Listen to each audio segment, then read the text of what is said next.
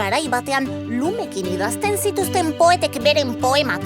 Gero, arkatzekin edo bolalumekin. Gaur berriz, ez dituzte idazten. Nola ez, idazten dituzte eta onak. Eta nola bereizten dituzu zuk onak txarretatik?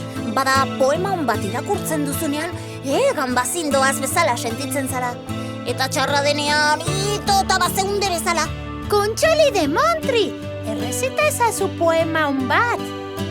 Egoak ebaki banizkio, nerea izango zen. Ez zuen alde egingo. Baina horrela, etzen gehiago txoria izango. Eta nik txoria nuen maite.